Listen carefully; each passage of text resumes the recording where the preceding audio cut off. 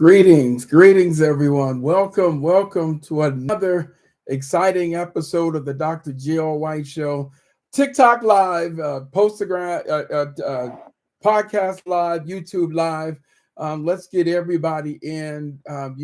We have a very powerful discussion that I really want to get in on tonight, and I want you all to bring people in. This is around emotional abuse and physical abuse. Now, I know this is not a popular conversation. I know this is nothing that is full of the bells and whistles that's going to get people all excited about, some controversial piece. This part here is about having a real life and sobering conversation about emotional abuse. We know a lot about physical abuse, and we talk about it. There significant organizations out there that are doing a lot of work around emotional abuse and emotional intelligence, all these great things. But when you begin to think about it, what I like to refer to when I think about the concept of emotional abuse was really coming to mind of the silent wounds, the loud healing, and what I refer to as the unmasking emotional abuse and mastering emotional intelligence. So you all bring some people on, like and share with someone that Dr. White's going to have a real live, honest discussion and dialogue.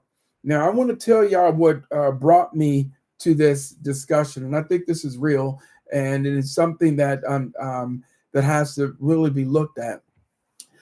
Just last week, we saw another murder-suicide take place here in Georgia, involving a man once again who killed his wife or girlfriend and then turned around and killed himself.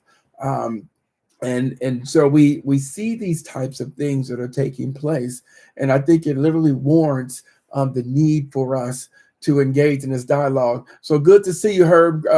Gary Smith, welcome, my brother. Tiffany, glad to have you on. Y'all be prepared to engage in this discussion. Richie, glad to have you on. John Hina, welcome. Y'all tell somebody if you're in a relationship and the way you all are now communicating, the way you all are now engaging each other, you bring someone in, and so we can have a conversation in this regard. Now, I'm going to tell y'all, there are some people, and brothers, I'm going to come at y'all for a moment.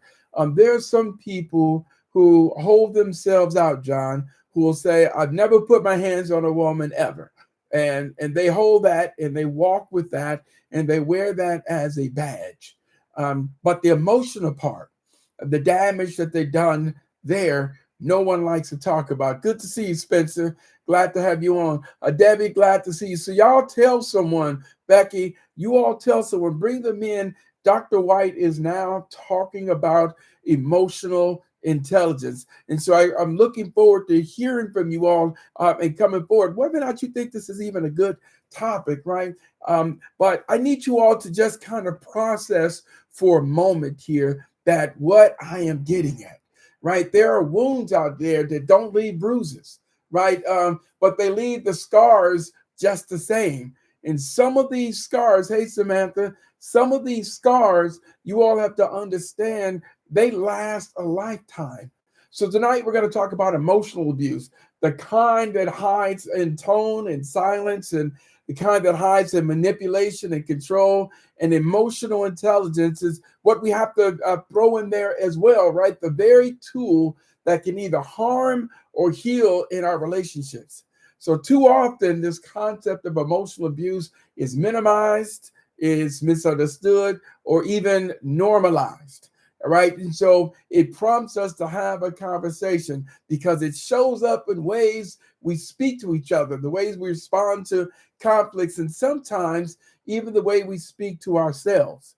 So emotional abuse and the tool emotional intelligence is something that we have to begin to jump into, right? Because in reality, the truth is, you can be a victim of emotional abuse and you don't even realize it. You might be, well, that's just the way we talk to each other, right? You can also be causing harm and not intend to do it as well. So you all bring people on. Y'all let someone know that Dr. White is talking about emotional abuse, because we have to engage in this conversation. And so this conversation isn't about shame. The conversation isn't about awareness, but lack of awareness, but it is about awareness, about accountability, and the importance of growth in this area. Sometimes, family, you just don't know that this is part of your behavior. So we're going to unpack some things, right? Y'all bring people on. Good to see you all. Welcome. Y'all come forward here. We're going to unpack some things in this short time, right? We have to look at what really is emotional abuse and what it really looks like, and how to internalize it, right? And why some individuals become emotionally abusive.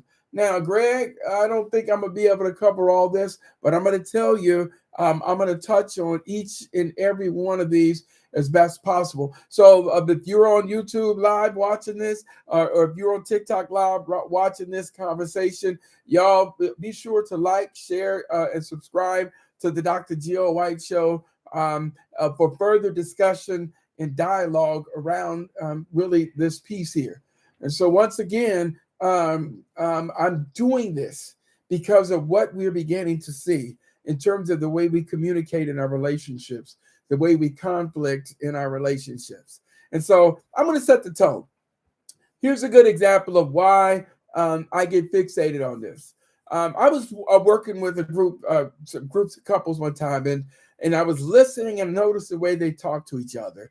A lot of cussing, right? A lot of language. Hiram, I'm listening to the way they talk and the way they're cussing, and when they become, I'm listening to the language change. And someone said to me, "Well, Dr. White, what if we just talked away? What if that's just the way we talk to each other?" And I challenged that language. And here's the reason why. And y'all let me know. So this is where I need you all to let me know. I come of the opinion that the communication didn't start that way. You didn't say, for example, no, let me ask you this, so I don't get it, all right? I don't get it. Help me understand. Oh, well, I'm going to unpack what we mean, but let me help you all understand what this language looks like.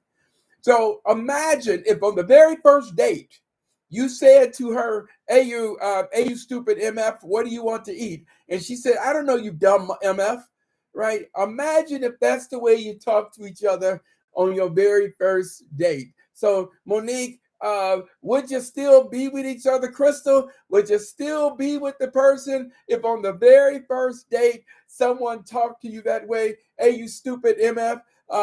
Would you still be with that person? Or would that relationship have survived if that's how y'all talk to each other? I'm kind of curious about that, right? Now, I'm going to tell you the truth is no. Absolutely. If I talk to my wife like that on the very first date, then we wouldn't have made 37 years. So I'm telling you that these become the way we communicate and talk to each other. It didn't start that way, but I am going to say it got that way. Someone in the relationship introduced that vocabulary in their communication. So someone around that had some issues, or get angry or upset. Someone said something, and in that moment, you introduce the what I refer to as the emotional vocabulary. Yeah. So when we entertain this thing, I'm calling it your emotional vocabulary. And when you think about the emotional vocabulary, this is just how we talk when we become upset. And again, someone introduces that language. And so we're compelled to go into it. Good to see you, Joe. Man, y'all coming in. I appreciate this. Y'all tell somebody, get your couple, get your spouse, get your mate, set them down right there. So in this moment that we would be able to have this dialogue. Good to see you, Simone, on YouTube. Glad to have you on. Y'all, I'm about to multitask this thing, right? So let's start, because I want to really jump into this thing. Now, what the heck is emotional abuse? Can someone tell me that if you all on here, if you tuning in with me, can someone just right off the rip tell me what the heck is meant by emotional abuse? Is it real? Some people might take the position that emotional abuse is not real. Some people may actually take the position, if I don't put my hands on you, then it's not abuse. Well, that's where I'm going to start, because when you begin to listen to, for example, some of the definitions of emotional abuse, this might trigger some things for you all. So, for example, the National Domestic Violence Hotline, their definition of emotional abuse involves behaviors that harm an individual's self-worth, emotional well-being, right? Their self-worth and their emotional well-being, right? So that might sound a little abstract, right? But the American Psychological Association, they say emotional abuse is a form of abuse characterized by a person subjecting or exposing another person to a behavior that may result, here it is, you all, in psychological trauma, including anxiety, chronic depression, and even PTSD. So you're listening now and probably going, well, damn, that's man. I mean, all I did is just cuss her ass out. I don't think I went that far in it, right? But it is. Even the Mayo Clinic said that behaviors are the emotional abuse. Now, this might resonate a little bit more in the form of insults. Yes. So if you're engaging in the insults or the belittling or the constant humiliating or intimidating someone, these are form of emotional abuse. Now, here's another way to look at this, you all.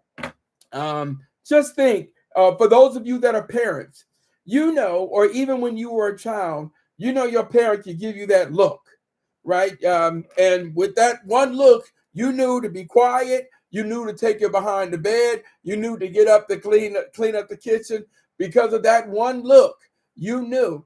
Well, that works as a child, as a parent to a child. But when you begin to engage in that type of discussion, in that type of dialogue, in a relationship with someone, and now they become nervous. Let me give you another form of this here. That the cost of being honest with you, right, becomes so great that I need to correct you because I love you and I need to communicate something with you. But if I'm honest with you, your response may give me anxiety, may make me shut down.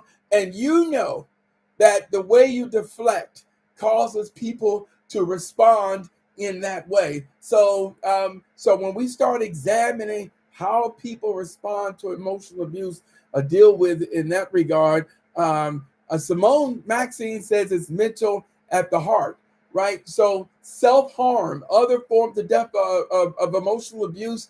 Safe Horizon, I like this. They said emotional abuse is when a person uses words and not physical action to control, to hurt, or to demean someone. It includes threats, insults, isolation, and other tactics to undermine a person's sense of self-worth or what they call agency. Right? Forrest Waters, good to see you. Glad to have you on. So we're going to engage in this dialogue, and some of y'all might not like this, and some of y'all actually may be engaging in this. I am going to take the position here that it's quite possible that some of us may be engaging in this behavior and have no earthly idea that we are engaging in this behavior. But I'm going to tell you now, help me on this, y'all.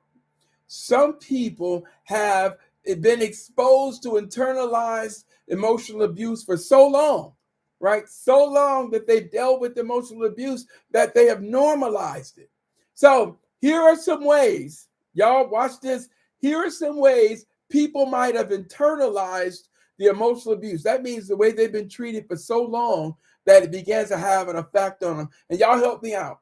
Number one, you may have internalized emotional abuse if your self-esteem, right? you now have low self-esteem, right? People who develop a negative self-image believe that they're worthless or unlovable due to the constant criticism. You might, in that regard, good to see you, Tanya. And thank you very much. You may be exposed or experiencing emotional abuse. Self-blame is another one. You may have began to internalize emotional abuse when something occurs and you know it wasn't your fault, but you began to engage in the self-blame. He hit me or yelled at me because I did X, Y, and Z, right? And so now all of a sudden you all have internalized it or you've bought into it, right? Anxiety and hypervigilance is another sign, you all, that someone may very well have internalized emotional abuse, right? And so that's the anxiety. And what does that mean by hypervigilance, right? So a continuous emotional abuse can lead to the chronic anxiety and the hypervigilance, where the victim or the person who's getting it is constantly on the edge and anticipating further action. I don't want to see that because I don't want to upset them, or I don't, I need to say something, but I don't. Or another way you put it, I'm not gonna say nothing because I don't feel like I don't want the damn smoke. Just, I don't have the energy, right? And so people began to buy into those forms of emotional abuse, right? So internalizing, and this is what I'm offering up for you all, that internalizing emotional abuse can have a long-term and long-lasting effect on people's mental health and their emotional well-being. So now let me ask you, does any of this sound familiar, right? Have you ever found yourself involved or experiencing any form of emotional abuse? That's the question I'm going to ask, right? Or based off of what I said, are you saying to yourself, damn, I might be a little emotionally abusive, right? Now, again, I'm especially focusing on those of you who are in relationships, right? That you, if you find yourself constantly nervous on edge, right? That may be a form of emotional abuse that you've encountered. But be honest. What I'm saying is the opportunity to be honest and authentic with yourself in that regard. And so that's why I'm offering it up to you. So if you've been that way, if you've experienced any of that, I'd love to hear that, because this is real talk, right? This is a real opportunity to intervene, right? Some of us are dealing with depression because we've constantly been under it, right? The persistent emotional abuse, it really gets to the point here where people began to feel hopeless and helpless and even sad. Emotional abuse, y'all, I know someone said, damn, Dr. White, just you keep hitting it. I'm going to keep hitting it until y'all start to get it, right? Where you reach a point where someone says, you know what, I ain't even trying to, I would leave. I would end this relationship. It ain't good, but I don't even feel like trying to start all over again. Just, I've been with this person for X not long. I just don't have the energy. I know what her faults are. I know what his issues are. So shit, I'd just rather stay here than to go and start all over again. You might be, fellas, even you may have found yourself dealing with some form of emotional abuse. And so I know this is not a sexy conversation. I know this is not something that people want to jump in, but when it comes to strengthening families, when it comes to building relationships, when it comes to understanding why there's such a high number of divorce rates, a high number of breakup rates, and I'm telling you that the precursor to all of that is how we communicate to one another and how we experience each other's frustration. So when I'm talking about the depression, the shame, the guilt, the difficulty, trusting each other, right? Or even the emotional numbness. Just pause for a second, you all. Good to see you, Lonnie Rainey. Just pause for a second. This notion, y'all, of emotional numbness. What does that mean? Can someone tell me what emotional numbness means? I'm going to give y'all the answer, but I'm looking at all these people you're moving through and you're chiming in. But someone just for a moment tell me what the hell is emotional numbness as a coping strategy. What does that mean? What does that even look like? And I think it's a worthy discussion here, because this especially happens and people have been in relationships a long time. You become very numb. So I'm looking for folks' response on that notion of emotional numbness. I did a workshop one time, and I asked in the room, about 100 some people, I asked in the room, how many of you all are married? And a lot of people raised their hand. I said, how many of you have been married 5 years? And then 10 years? And then 20 years? And people are just waving their hands. Everybody, when I'm asking, how long have you been married? And Hanny, everybody's raising their hand, right? Trisha, when I'm asking how long you've been married, everybody's raising their hand. I got up to 35 years, and people are clapping of 35, 40 years married. And then I said, great. Now, how long have you been happily married? Now, y'all know those are two different questions, right? How long have you been married and how long have you been happily married? So now when I ask how long have you been happily married, the room breaks out in laughter, right? Because that is completely different. There are some people who've been together 7 years. And if I were to poll them separately, right, in statistics, we call that a paired sample t-test, right? If I were to ask both of them to see if there's a difference in the time that they've been married, and here's what you will probably be surprised. You will probably have some people say, I've been married 7 years, but happily married probably only 2. Let that sit in. Let that kind of rest on you for a minute. That Barb's, when I asked how long you've been married and how long you've been happily married, and what I'm telling you all and what I'm literally offering up in here, that the answer to that question may have everything to do with the way we communicate with one another. So emotional numbness is a coping strategy, right? That people might just find themselves detaching from the conversation, just detaching emotionally, becoming numb. And the numbness, you all, becomes a way to protect yourself, right? And so we start engaging in forms of self-talk or conversations that we have with ourselves to actually, you all, to convince ourselves that the decisions that we're making in this emotionally draining, intoxicating toxic relationship, then we began to engage in a form of self-talk to convince us to stay in it. So some of us may take the position, we're staying together for the kids, right? So I'm going to deal with this emotional abuse because I want to stay together for the kids. So here's the question that I'm going to ask. Ladies, y'all help me out with this. Gentlemen, y'all help me out with this. Which is better for a kid to be in a home? A single parent home where that child in a happy home and healthy single parent home, or being in a home with 2 parents, but it's hostile, it's conflictual, and it's combative? So which home is it better to raise a child in? Right now, that right there is a very sobering question that we ponder and that we take the opportunity to look at, because when we create a justification to stay in an unhealthy relationship because we're doing it for the kids, that's just what you told yourself. That's just the rationale of the justification that you've given. But the emotional numbness, when we buy into it, when we internalize it, or the internalized negative beliefs, we start believing some of the things that we say, right? Now we have found ourselves in a troubling or a problematic position. So this thing here of how we know that you are in an emotionally abusive relationship, those are the things I just gave you.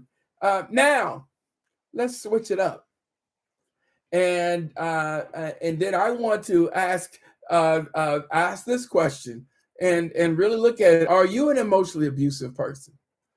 Right now, that's something that's really worthy to examine and look at. Just examining if just the way you communicate, have you just taken any inventory in maybe the way people are responding to you? right? So just think about that, right? Take inventory. So when conflicts arise, do you seek understanding or do you seek to win? Right? So these are some examples here. When a conflict occurs and you're in a relationship, do you, in that regard, seek understanding or do you seek to win? Right? So now we are engaged in some honest discussion there, because some of you, if you're preoccupied with winning and you're in a relationship with someone, but you've got to win. Right? Now, any brother who's been married a long time, he's going to tell you, I'd rather be happy than to win. Right? But then again, what is winning? Right? So now we have to pause and examine that question. When you're in a conflict, do you seek to get an understanding or do you seek to win? Right? It's an honest inventory that you have to take for yourself. Are you trying to win? Because what am I getting at here is an opportunity to ask yourself, am I a little abusive? Now, some of y'all might jump on here and say, Dr. White, hell, man, what you talking about? That shit ain't emotional abuse. I'm telling you it is, right? When if you're bold enough to ask and remove the label emotional abuse and just to ask the person, how does it feel to correct me? Do you feel uncomfortable when you have to correct me? Right? And if someone says it is a little difficult, babyface, is it hard for somebody to be honest with you? Danny, is it hard for somebody to be honest with you? We talk about emotional abuse, and one of the things we're looking at is now we're examining ourselves. Is it difficult for someone to be honest with you? Does it make them uncomfortable? Does it make them nervous to kind of correct you? And these, I'm telling you, are some real good questions, because here we are now in this moment, taking an inventory of whether or not we might be a little emotionally abusive. So listen, good to see you. Nikki Young, Life, glad to have you. So here's some examples of you where you might be an emotionally abusive person, but may not know it, right? Constant criticism and belittling. This is what you do. When you get upset, there's a state of constant criticism that you do. You criticize your partner, you belittle them, you undermine them, their self-esteem and their confidence, right? So you might be, it might reach a point where it begins to impact the person, right? Isolation, another example, someone who may be a little emotional abusive, they are preoccupied with isolating you from your family or friends. Why are you always on the damn phone with your mom? How come you call your daddy all the time? Can't we just talk? Or when we, I gotta have a conversation at some point about the difference between family secrets and family business, because there's a big difference between family secrets and family business. But I'm going to tell you this, and I'll get to that on another day. But I'm going to tell you this, that when someone becomes preoccupied and they got issues because you were raised in a home where you had a great relationship with your family, or you got really good friends and you were able to talk with your family and friends, but on the flip side, you're with someone that's not their history, that's not their background, and so they have issues because every time they talk, every time you're talking to their family, it begins to make them feel some type of way. And so I'd love to hear from folks in this regard. Does any of those resonate with you? How about this one? So the isolation, that might be you. Manipulation and control. And I know, y'all, some of these things sound harsh, but I'm being honest with you. The manipulation and control, right? You use the tactic to control a person's actions and their decision makings, and making them feel powerless. So some folks will engage in that form of manipulation. So y'all tell someone about this, right? And then one of my favorites here, again, these are signs that you might be a bit emotionally abusive. The gaslighting someone, right? making the person, I love this, doubt their reality, making them believe, or let's put it another way, question their sanity, right? Deliberate misinformation. You're presented with facts, but you manage to get them to question their reality. Now, I know some of you all are listening to this and be like, damn, what the hell to be in a relationship like that? Well, y'all, I'm going to tell you there are levels of this, right? So I'm giving you all some of these definitions that where you can examine anti-emotionally abusive person. I'm giving you this, but some of it is subtle. But when it gets to a point where now it's problematic when you are impacting the people, again, I have a theory, and here's my theory: 80% of the people in your life got your best interests at heart. 80%, no, 85% of the people in your life got your best interests at heart. 15% of the people in your life, but even between that, half of them have their own best interests at heart, and the other half don't have your best interests at all. But 85% of the people in your life got your best interests at heart. So here's the problem when you know, and again, y'all, this is a subtle form of emotional abuse. If 85% of the people in your life got your best interests at heart, how come you respond to the 80% of your life, people in your life who try to correct you or who need to be honest with you, but you respond to them as if they're the 15%? So now trying to be honest with you or have a discussion with you or to tell or even trying to correct you. And remember, people who love you and people who care about you, when they're correcting you, it's designed to make you better. Y'all see where I'm at? So we examine that about whether or not you're the gaslighting, making people certainly question their reality. I got another question. Have you ever minimized someone's feelings by saying things like, you know what, you just a little too damn sensitive, or you take shit too serious? You find yourself doing that, minimizing somebody's feelings by saying, right, so you too sensitive, or you take shit too seriously. How about that? Right, again, because I told you the definitions I'm giving you may sound a little severe, but the questions or the examples here are more subtle. So I'd love to hear from you all in that regard. Have you ever done that? Let me see what we got. Let me see what we got here.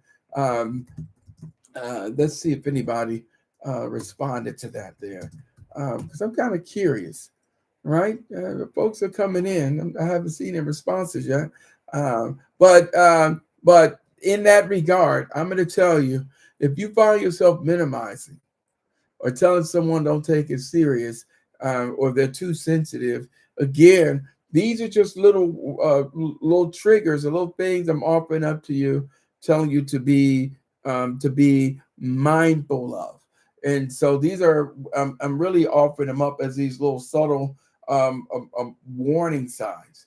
Now, telling someone you didn't mean to hurt their feelings, or you didn't mean to do it, or you're sorry, and now you have become impatient because feeling they're still responding, they're still recovering in that regard, because you've told them that if someone feels that way, that feeling is real. But have you ever done that? I'm kind of curious. Let me hear from you all. Have you ever minimized how somebody's feeling by saying they take shit too seriously, or you was just playing, right? Is that part of the language or the interplay when you notice that you have hurt someone's feelings?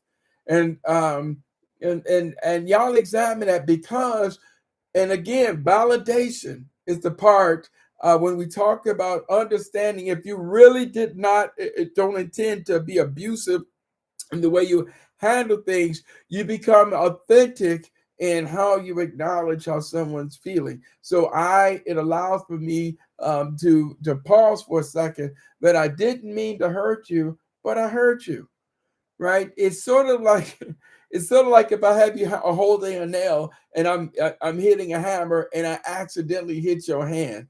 Excuse me, it's going to hurt. And it don't matter how much apology that I offer up to you. And it doesn't matter how much I try to tell you that I didn't mean to hit you in the hand with that hammer, it's still going to hurt. And what I'm saying to you all is that that's how some people are impacted by feelings when you didn't mean to do it, but we invalidate them. And we find ourselves constantly invalidating them when they're hit that way or when they begin to feel that way, and we tell them they shouldn't feel that way. But validation, like the hand hit by the hammer, real life validation is one of those things where I'm acknowledging that I hurt you and didn't mean to do it. So if you are someone who tells someone that they're too sensitive, or something you've done or a situation that has occurred, and you see someone is feeling some type of way, and you say it really ain't that serious. All I'm saying is you pause for a moment because it might be. Right. So let me give y'all an example, right? Y'all gonna have to, when I get this book out, y'all gonna have the art of listening here. I want you all to pay attention to this. There are things that happen on a scale of 1 to 10. Good to see you, King. A 2 cup 25. Good to see you. But the reality is that when we look at things, good to see you too, Barry. When you look at things, the reality is on a scale of 1 to 10, and this is the way I do it, y'all. Jimmy Dean, let me tell you how it works, right? Econ Extensial, this is how I do things, and this is what got me to 37 years, right? On a scale of 1 to 10, when my wife and I are in a disagreement, I ask myself for anything on a scale of 1 to 10, how serious is it? So, for example, when my wife wanted to paint the wall, and I didn't like the color that she chose, but on a scale of 1 to 10, how important was that to me? About a 2. So if it's only a 2 and I disagree, this is not even an area of negotiation. We're not keeping track or keeping score. If the shit is on a scale of 1 to 10, it's only a 2 to me. If I say I don't like it, but she loves it, it's a 9 or a 10 to her, but a 2 to me, then I'm going to go ahead and do it. Right? So, but people who engage in this form of emotional chronic abuse, stuff on a scale of 1 to 10 as a 2, but you treat stuff as a 2 like it's a 10. So this is where you all you begin to impact people. So let's examine it. Let's take a look at it. Some other signs that you may be kind of emotionally abusive, right? Again, these are signs, right? You blame and guilt, and you do that a lot. You tend to blame people for problems, and you keep track. You keep track of those things, began to make people feel responsible for what you said. You made me say that shit. I was good, but you kept on, so you made me say that. Right? So now all of a sudden, if you're not careful and this becomes a pattern, I'm not talking about something that happens one time. I'm saying that when it gets to a certain point where you're doing this, now all of a sudden people began to buy into it. So much so, you all, that they began to feel intimidated, right, or threatened. Now, again, there's been no violence ever occurred anywhere. Again, some of y'all gonna hold yourselves out and feel real good because there's been no violence. But I can tell you this: if you pause for a second, it's possible that some people may be very uncomfortable. So here's an assignment for y'all, right? So let me just throw on my hat for a second. Here's what I want you all to do: to take an inventory of what I'm saying. I want you to go to the person, your spouse, your girlfriend, your husband or wife, and this is what I want you to do. I want you to stand back to back with that person, and then ask the person, is it difficult to be honest with me? Right? Do you get uncomfortable being honest with me? But I need y'all to stand back to back. Don't look at the person in the eyes. Stand back to the person and say and ask them, is it hard to be honest with me? Now, don't try to explain or be difficult. I need you all to stand back to back and ask your partner that. Now, Here's what I want you to do. When you ask your partner that, is it difficult to be honest with me? Or is it difficult to correct me? Either one, but y'all standing back to back. Here's where I want y'all to stand back to back to do it, because I don't want him to look at your face. I don't want her to try to read your body language. I don't want them to depend on nothing else but listening. But here's what I also want you um, um, to listen to as well. I want you to listen to how long it takes them to respond in that regard, because I think that's another very big sign here. So if it, I'm gonna use someone for an example here. So just imagine, if you will, just for a moment, Mark or Lance, and I'm talking to my brother, my sister, my wife, my cousin, and I'm saying, is it difficult to be honest with me? But we're back to back. And if that person pauses, now I need you to listen for all of it, because everything, if their response to this, no, are we good? Then you might be good. But if they're hesitating, remember, y'all back to back. Is it tough to be honest with me? Do you get nervous?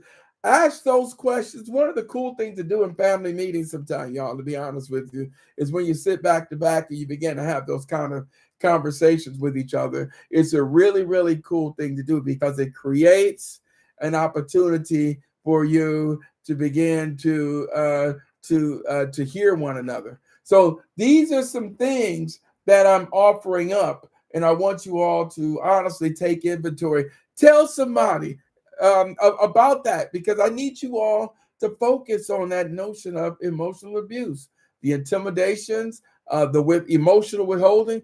Some people, when you're honest with them, they emotionally check out on you.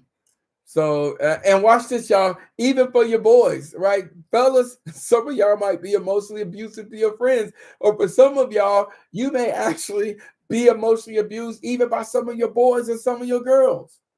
Yeah, it's a reality, right? And so the emotional withdrawal sometimes, I tried to correct you. Ms. Clark, I tried to correct you. Jerry, I tried to correct you. And emotional abuse, and now all of a sudden, you don't mess with me now. Now all of a sudden, for 2 weeks, because I had to check you, Jerry. Nay, I had to check you, and because I had to check you, now I don't hear from you for a week, right? So even fellas, we even do that to one another. Just because I try to be honest with you and check you, and now I don't get to hear from you for about a week, and I finally catch up to you. I'm like, man, what happened, bro? I haven't heard from you. Yeah, I've been busy. No, they wasn't. They felt some type of way, and because you were honest with them, remember, because they said something for your best interest, right? If you can't be honest with your boys, if you can't be honest with the people in your life, and you worried about that honesty causing them to shut down or walk away, then it's an opportunity of something you got to take inventory on. So now take a look at it. Even have the conversation with your friends. Y'all, we're talking about emotional abuse. Right? This is the other side. This is not about physical abuse, but this is a thing that begins to show up in some relationships when they begin to deteriorate. It comes in the form of how we begin to talk with each other, right? So now all of a sudden, because the way we are now talking to each other, and people who have been in a relationship, a healthy relationship for a long time, they can correct each other. They can even sometimes finish each other's sentences. But people who are on the defensive a lot, who are anxious a lot, who are, as one person said, walking around on eggshells all the time. Why? Because you're unpredictable in your reactions. Yeah, that's another form of how it shows up, right? Your reactions are very unpredictable. It causes a person to feel constantly on the edge and anxious about what you're going to do next or how you're going to respond next, right? So these are the things that we see what it looks like. Again, abuse is not always physical. Sometimes it's absolutely financial, right? You exerting power and control even over how y'all handle your finances. So all these things, good to see you, Anderson. These things I'm saying of having an honest and authentic conversation, things that I think are important. And so when we look at some of the signs of whether or not you may be an abusive person, or of signs of abuse, or and let me put it this way, you're heading in the direction, the way you communicate, the way you engage, I'm telling you, was down the road with the way y'all talk with each other. And down the road, you began to have an impact, right? Because the signs that I gave you all, what they are really doing is highlighting some of the various tactics that are used in emotional abuse, which, and to be honest with you, can impact a person's mental and emotional well-being. So I'm giving you all this because I want you all to recognize some of the signs, right? And identifying them and knowing how to correct them even within yourself. And so this is a big piece here, right? And so some people are abusive, again, y'all, and they may not even realize it. And so again, emotional abuse is not always a conscious way or conscious thing. Some people, they just grew up that way. For some people, that's how they handle conflict in a house. That's what they saw. Mom and dad got into it. The first thing that began to kick in is that emotional vocabulary. What is emotional vocabulary that you ask? What is emotional vocabulary? When you start cussing, when you start name calling, one of my favorite ones, when you start bringing up old shit.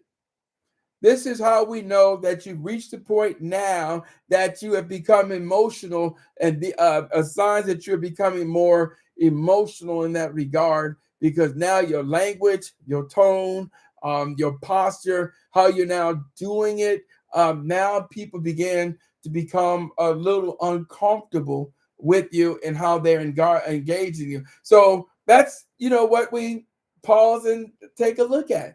Now, again, because some people may not realize that they're emotionally abusive, right? For a lot of reasons, psychological, social, cultural, how they were raised. So I just want you all to kind of examine some of this, right? Reasons why I'm going to say that they might not see their behaviors abusive.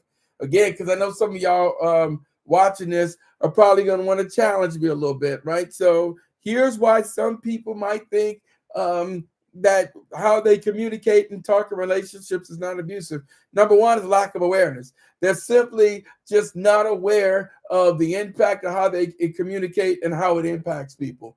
Number two, normalized behavior, right? It's just the way you grew up. It's the environment. It's how conflicts. Good to see you, Jay. It's how conflicts occurred, and this is what you saw growing up. And so normalization of the abusive behavior or what you saw growing up then becomes your communication style. Another reason why some people may not realize that they're emotionally abusive is a straight denial, right? They might be in denial about their behavior, rationalizing and minimizing their actions, and making an argument that is not harmful. I ain't put my hands on nobody. Y'all, I'm going to tell you this, and I'm going to offer this up as a reality. The tongue is far more dangerous than the gun. Let me say that again. The tongue, or maybe I should say, the tongue is just as dangerous as the gun, right? And so what I mean by that is, Jay, here's the reality. You can have an experience in your childhood that follows you all the way until adulthood, and then you have children, and then you begin to impart that same behavior, that way of thought onto your children. So that means how we communicate or the abuse that we may have experienced in our childhood follows us and has what I'm calling multi-generational implications. So this is where we pause, right? This is what we began to look at. Some people may not know they're emotionally abusive because of simple lack of empathy, right? They have what I call a limited capacity to feel empathy. And what I mean by empathy, I mean that recognizing how something you said may have impacted someone else, right? It's difficult to understand them, and they tend to be more defensive in that regard. And of course, there are other reasons, like psychological reasons, why some people may not know that they're emotionally abusive, right? Part of their personality, right? folks with a narcissistic or borderline personality disorder, these kind of personalities can contribute to abusive behavior without the person even being conscious or aware of it. And finally, projection, right? People will project their own negative feelings on other people and not realizing.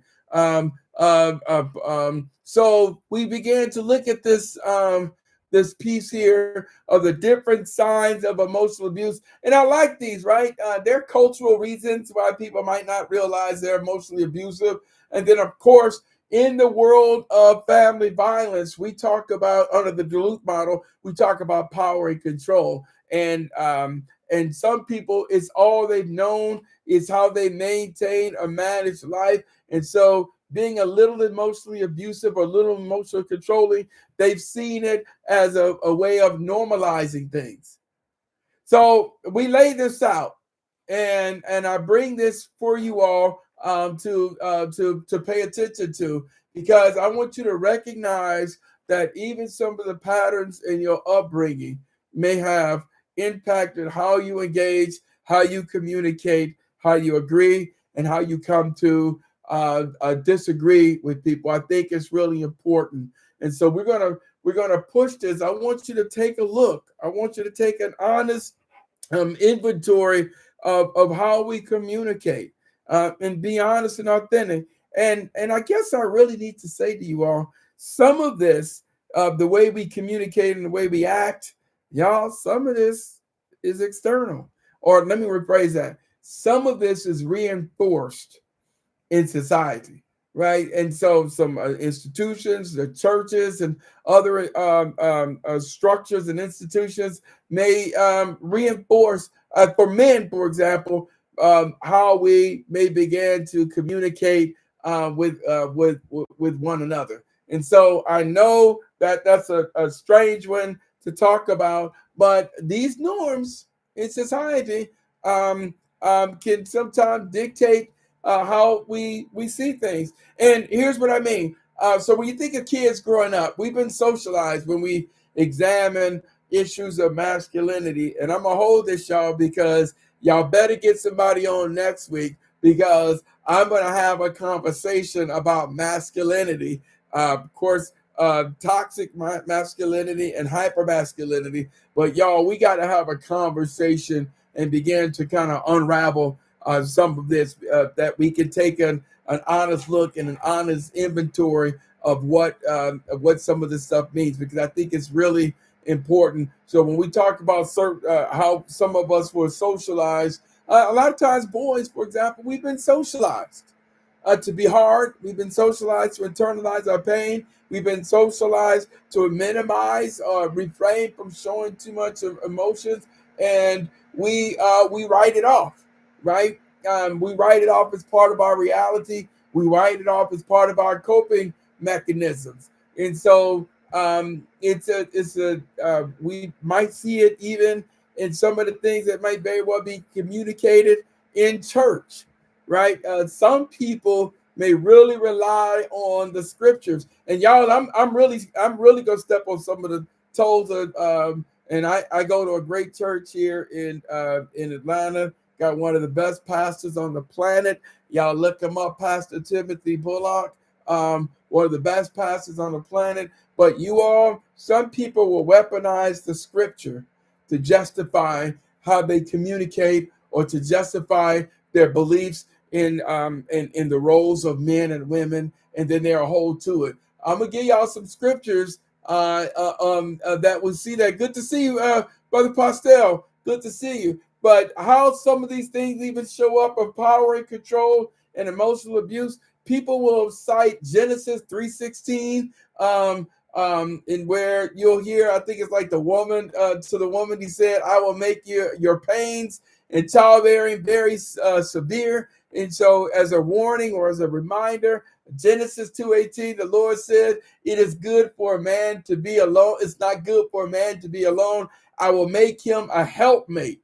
And so we began to buy into, as we listen to some of these scriptures, and we take them, we take them as facts. But again, if we're not careful, it becomes something that we weaponize. And so I just wanted to pause on today and take a moment to talk to you all about emotional abuse. I had the conversation about what is emotional abuse. I had the conversation to ask, are you an emotionally abusive person? And then I even entertained the idea that you might not know that you are an emotionally abusive person. And so I'm giving you all this because I want you all to begin to focus on that. We have got, especially in the African American community, we have got to turn the tide and build and strengthen healthy relationships. And it starts, I'm going to be honest with you all, it starts with how we communicate with one another. We have to talk about code talk. I want y'all to go, when you get a chance to, go to my YouTube page, Dr. G.L. White, and take a look at the Dr. G.L. White Show. Y'all go to it and take a look at it. What is this? Bud Duke say, I just set up a date with a girl, but I just found out she has a kid. How do I back out? Well, the question becomes, why do you back out? Right? And so, it depends on how old you are. I mean, I'm going to tell you something. As you get older, the probability of meeting someone that had children gets up higher and higher. But if that's not what you want, if that type of responsibility is not something you're used to, when we're talking about emotional management here, well, you want to be a man, be the man, do the man thing. I'm not comfortable with it.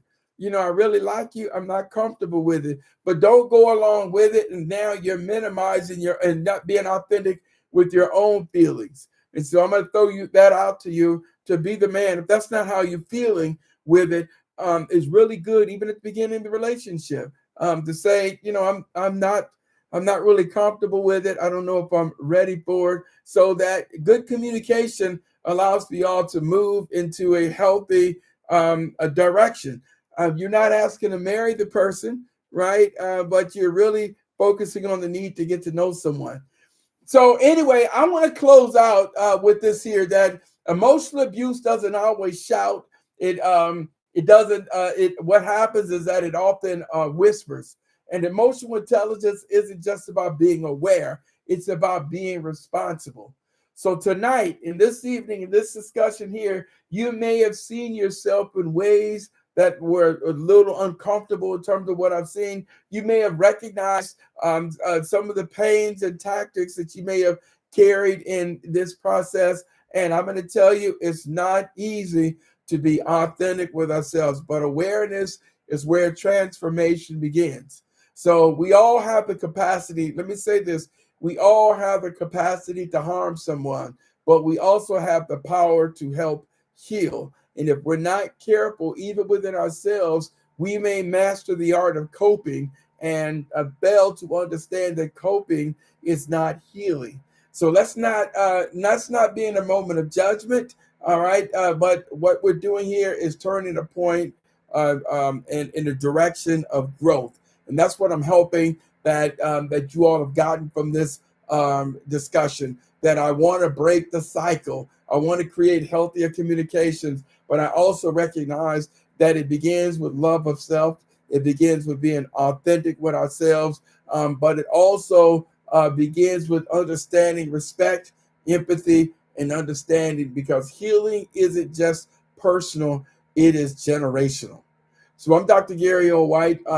Thank you for joining me in this quick little TikTok piece. But I want y'all to go to my YouTube channel, like and subscribe, and join, follow, and share.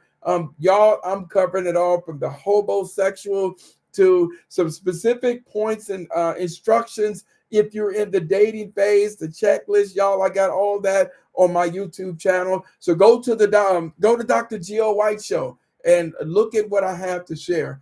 But until then, I thank everybody for joining me, being a part of this. You all, I'm here every Tuesday night at 6:30, focusing on strengthening, building the family, and you all around fatherhood. We have a lot to do, and you all, we even have to begin to talk about, as we move through around masculinity and fatherhood and how we shapes one another. So until then, I see you all next week. Thank you. Take care. And God bless. Y'all tell somebody about it. Peace. Woo! What a show. What a show, y'all. Hope people enjoyed it. Hope you all like it. Hope you found it positive. And hopefully what I shared in this YouTube today was insightful. Till then, I see you all next week as well.